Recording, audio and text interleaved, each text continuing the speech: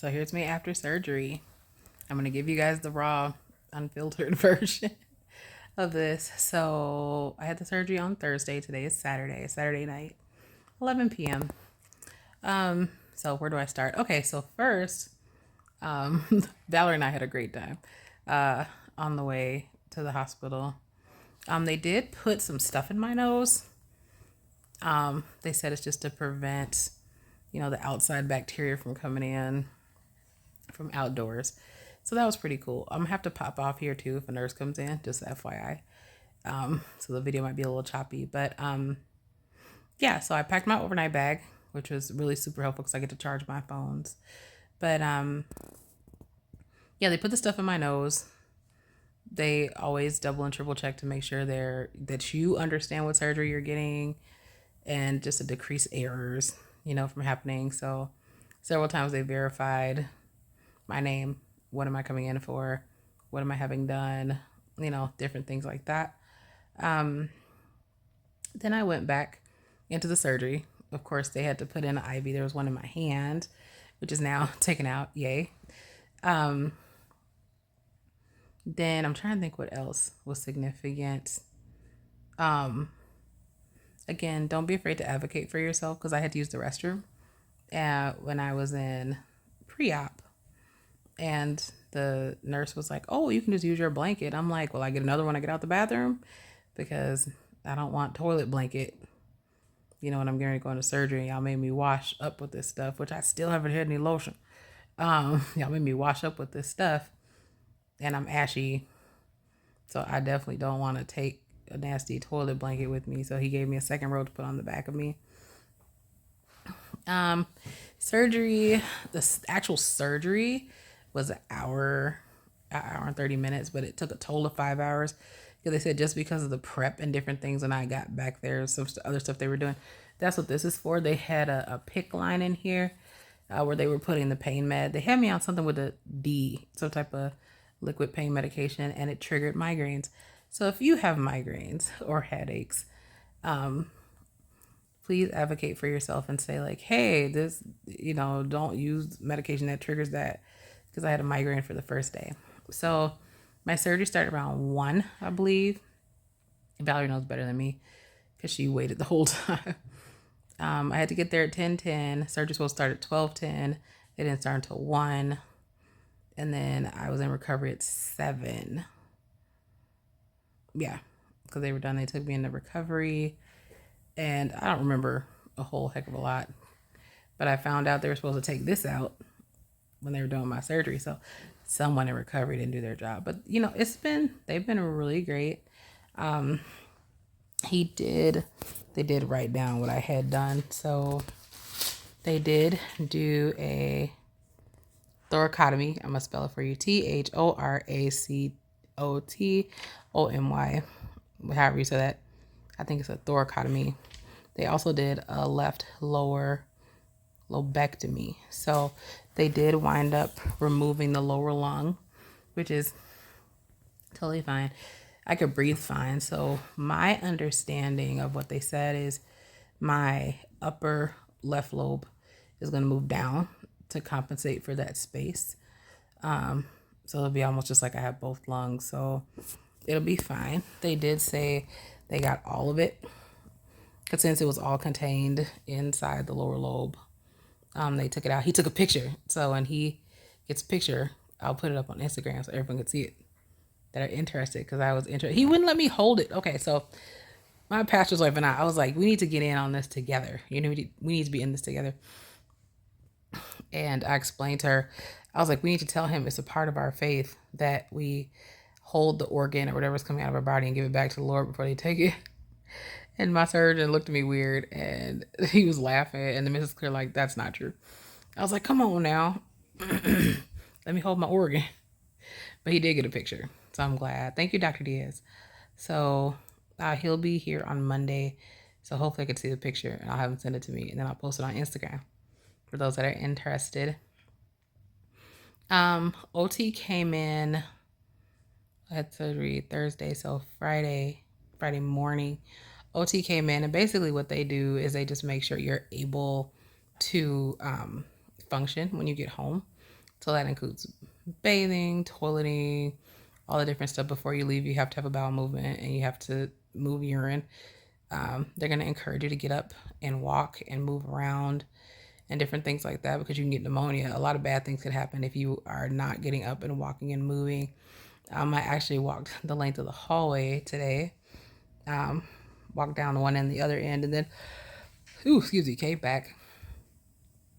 The nurses have been really good. My first night, they rotated me quite a bit, just to make sure, not that there was no pressure spots or whatever. So they did really excellent with that. Like I said, Friday OT came in and we went over some exercises, which I'm gonna be honest with you, once the pain meds started wearing off, like today, like, cause they had me on whatever that one was with the D. Then they put me on, what is that? Morphine for a little bit. And then after the morphine, they took me off the morphine now, which is great. So now I'm just basically on Tylenol, which is a blessing. So for all of you that prayed, thank you so much for doing that, because yeah, I really don't have pain. The only thing I feel is it's sore, which is so much better than pain. As I was doing my exercises tonight, I did feel like the incision burning. They said that's kind of normal, so they're going to give me some oxycodone to be able to sleep. I was drifting in and out of sleep. For me, my personal experience, after I was coming from anesthesia, like I even still have issues with my eyes. I guess I'm dizzy behind my eyes. It's not like I'm having a dizzy spell in my head, because for those of you that have had dizzy spells, you know how that is. It's like in my eyes. And they said, yeah, that could happen sometimes after surgery. When I breathe, because they gave me like a barf bag. I won't show you all that, but they gave me like a barf bag because they encourage you to cough. So the surgeon encouraged me to grab the pillow, put it to my chest to stabilize my chest, and squeeze it with both arms and cough, because they want to get that phlegm out of your lungs. So I've been coughing that out, trying to at least anyway. Again, they've encouraged me to get up and walk, which I've kind of actually been asking them, like, can I get up and walk? Because I don't want to lay in this bed anymore. It hurts to just lay, for me in general. And I'm not a back sleeper. I'm very much a stomach sleeper. Which I'm going to do that for a while. It feels like I can't take a full breath. I could feel like crackling in my lungs. I can feel that. They said that's normal, because that lung's going to readjust. And I also still have the tube in. Because of how the picture looks, I'm not going to show you guys that, because I'm kind of modest, believe it or not. So I'm not going to show that. But just know that the scar is like 15 inches.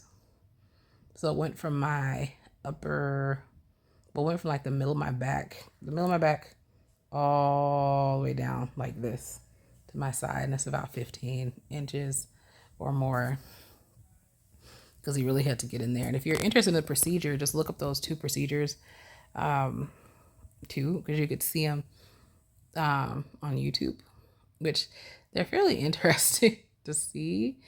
But yeah, other than that, God has shown me so much grace.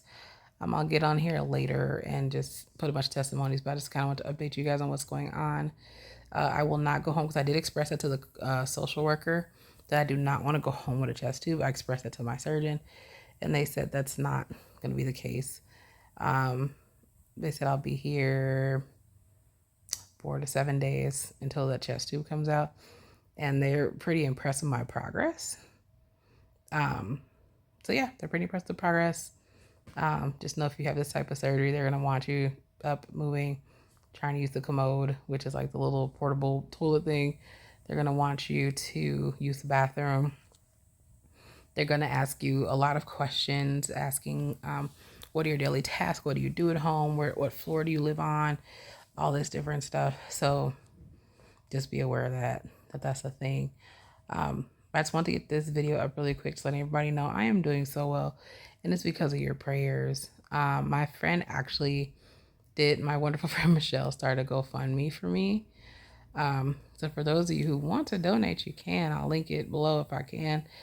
But because she said when her husband had cancer, he had chemo, and because of that, there's a lot of expenses they weren't expecting. So if you want to donate to that, you can. But oh, that's another thing that I don't want to forget to mention. So they did say once they get the results back from the sample, I'll know for sure if I need to do a couple of treatments of chemo or not. So we're just waiting for that, and that should be early next week that I get those results. But if you have questions, just leave them below. But again, I'll get on here later and just kind of let you guys know a lot of the blessings that God has brought through this. So I'll talk to you guys later. There's a few things I forgot to mention. So they are going to have you doing breath exercises with this, where you inhale. You're supposed to keep there's a little button on there you're supposed to keep between the lines. They'll also put compressions on your legs to keep your blood circulating, to keep you from forming blood clots. A couple things that did happen with me that I almost forgot to mention is that they gave me some type of sugar solution to keep my blood sugars high, and it wound up shooting at 300. So I have to have insulin now for right now. Also, which Dr. Diaz did warn me about that I can go into AFib, or I could have issues with my heartbeat. So I do, my resting heart rate is like over 100, a little bit over 100, about 110. So they're monitoring that. Also, my blood pressure is low. And they said, again, that's the result of the surgery. So you may have a little bit of complications like that from it. But overall, I am doing well and I'm thankful. They did. So one thing too, they had to do was they had to deflate the left lung. So, they put a tube down my throat because I couldn't talk the first day. And I might insert a clip of after this of when I was on oxygen because I couldn't really talk that well. And I had stuff all over my face. But they had to deflate the left lung to keep from moving so he can do the lobectomy. So they shove a big tube down your throat to breathe for you in the other lung. So that's what they did. And it was pretty cool. My throat was sore. I tried to sing today and I could not sing because my throat's sore, which really kind of stinks. But I just want to get back on here and tell you guys that. So I'm out. Yeah, I think I will insert that clip so you could see how out of it I was. I'm in it now, but I was out of it then. So peace out. Bye. Yeah. I can actually talk now. Oh my goodness. I was knocked out and they couldn't tell my pastor's wife really anything because of HIPAA. I should have signed a release for her. But basically, the surgery went well. They had to take the lower lobe out, which is fine. So I'm